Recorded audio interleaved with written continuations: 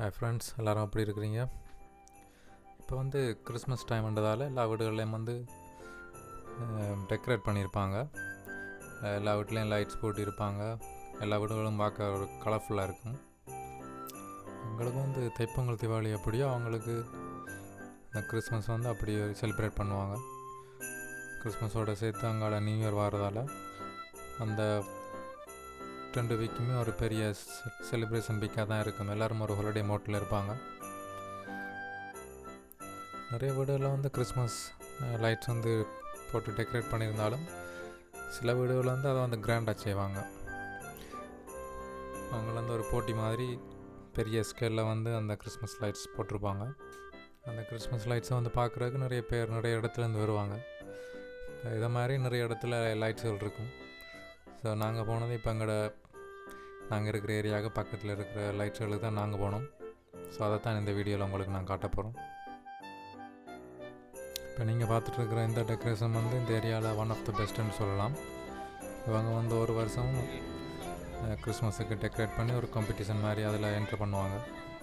So இவங்க எல்லாத்தையும் ஒரு வருஷம் ஒரு கிராண்டாக இந்த டெக்கரேஷனை வந்து செய்வாங்க.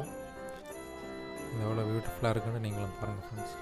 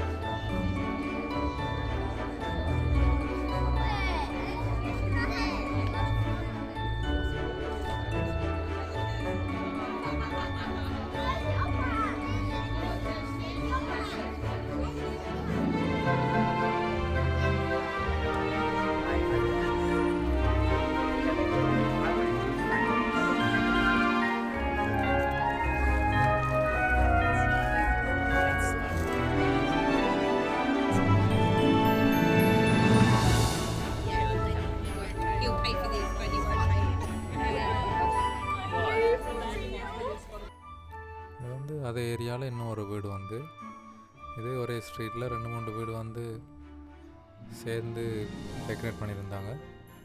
இதுவும் பார்க்குறதுக்கு நல்லா இருந்துச்சு. அப்படி இருக்காண்டு நீங்களும் பாருங்கள் ஃப்ரெண்ட்ஸ்.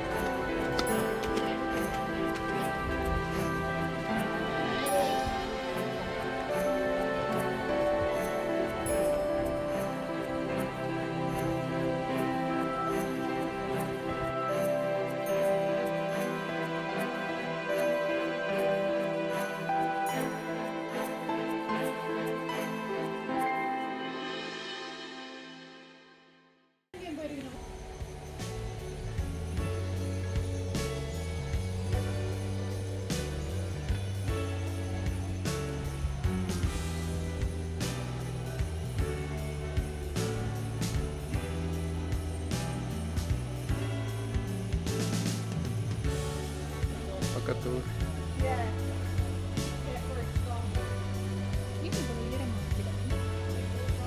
ஆணியம் எல்லாம் தான் இருக்கும் போல.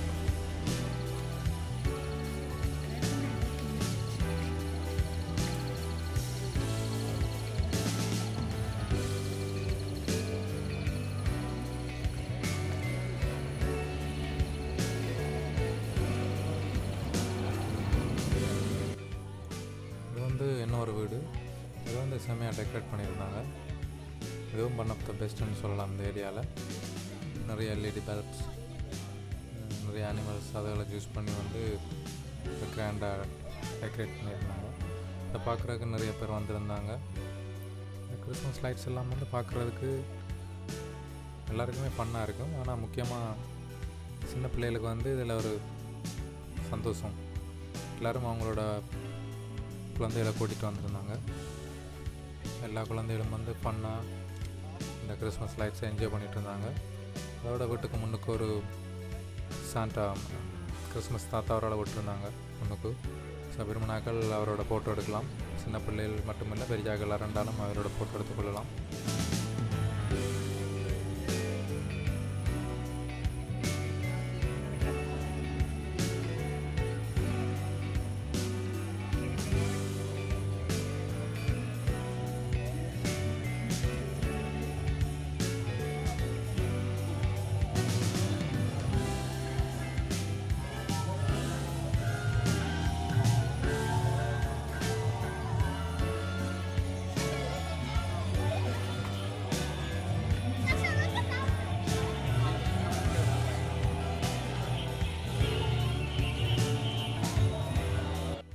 உள்ள வந்து கிறிஸ்மஸ் சம்மந்தப்பட்ட நிறைய பொம்மைகள், சாண்டாவோட உருவங்கள், அது மாதிரி ரைன் ஓடுற மாதிரி, அதெல்லாம் ஒரு ட்ராக்கில் ஓடுற மாதிரி, அது மாதிரிலாம் நிறைய அந்த கிறிஸ்மஸோட சம்மந்தப்பட்ட நிறைய ஐட்டம்ஸ் வந்து உள்ளே வச்சுருந்தாங்க. எல்லாமே பார்க்குறதுக்கு நல்லா இருந்துச்சு.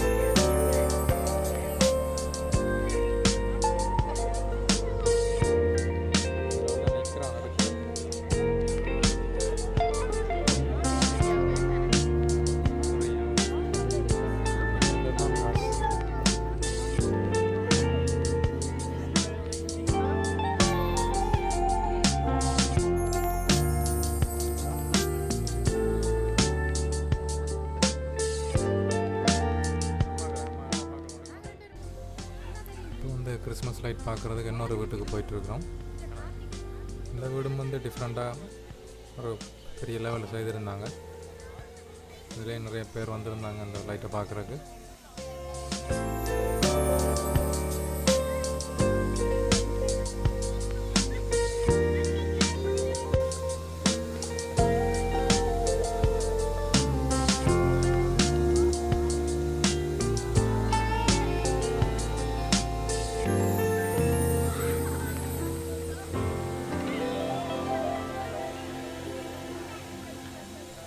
இங்கேயும் வந்து மற்ற இடங்கள் இருக்கிற மாதிரி நிறைய பொம்மைகள் வச்சு நிறைய லைட்ஸ் போட்டு நல்லா செய்திருந்தாங்க. மற்ற இடங்களில் செய்ததை விட இங்கே ஒரு விஷயம் வந்து வித்தியாசமாக செய்திருந்தாங்க. அது என்னென்னு சொன்னால், இங்கே வந்து சினிமா கொட்டுற மாதிரி ஒரு செட்டப் செய்திருந்தாங்க. இப்போ இங்கே எல்லாருக்கும் தெரியும், ஆஸ்திரேலியாவில் இங்கே சம்மரில் தான் வந்து கிறிஸ்மஸ் வர்றது. அதோட ஆஸ்திரேலியாவில் சினிமா பார்க்குறதே கஷ்டம். இங்கே சினிமா கொட்டுறது இல்லை, அவ்வளோ விண்டரில் இங்கே சினிமா கொட்டாது. ஸோ எல்லாருக்கும் இங்கே ஸ்னோ பார்க்கணுன்ற ஆசை இருக்கும்.